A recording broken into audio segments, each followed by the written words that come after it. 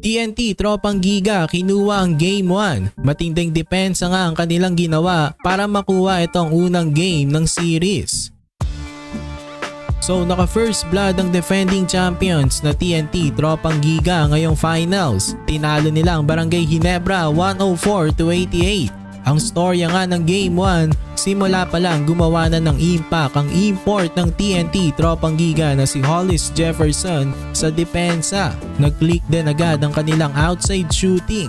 Dahil nga sa ganda ng kanilang depensa, mas dumadali ang kanilang opensa. Parang nabigla nga ang Barangay Ginebra sa depensa at energy na pinakita ng TNT kaya hindi sila nakasabay nung umpisa. Natambakan nga agad sila nung first quarter. Nakabalik naman ang Gene Kings nung second quarter pero maalat ang kanilang shooting mula sa labas. 0 out of 12 sila from beyond the arc nung first half compare sa TNT na may 5 3-pointers na. Pero kahit nga na maalat ang shooting ng Gene King sa labas, 6 lang ang lamang ng TNT sa halftime. So kayang-kaya pa nga mahabol ng Gene Kings yan. Pero nung third quarter, patuloy pa rin inaalat ang kanilang opensa. Lalong-lalo na sa labas. Habang ang TNT patuloy naman ang pag-click ng kanilang tres. Inaatake nila ang rookie ng Gene Kings na si RJ Abarientos. Binebeterano ni The Blur, Jason Castro ang rookie. Parang ayaw nga nilang pabueluin si RJ. Siguro dahil alam nila na mas mahirap talunin ng Ginebra kapag magandang nilalaro nito.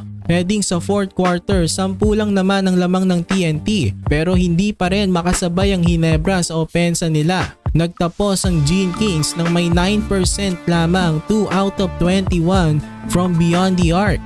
Habang ang TNT Tropang Giga mayroong 12 out of 30 sa tres. So bali meron silang 36 points kung i-convert natin yung 12 3-pointers nila. 30 points ang lamang nila sa Gene Kings from beyond the arc. So masyadong malaki ang diferensya na yan. Ayan ang main reason bakit nanalo ang TNT. Pero ayon sa kanilang coach na si Chot Reyes, ang depensa daw nila ang nagpanalo. Netong conference nga ang depensa daw nila ang kanilang strength ayon nga dito kay Coach Chot. Tama naman siya dahil 89 points nga ang ina-allowed nila sa kanilang mga opponents this conference. Netong Game 1, nalimitahan nila ang high scoring team na Barangay Ginebra sa 88 points.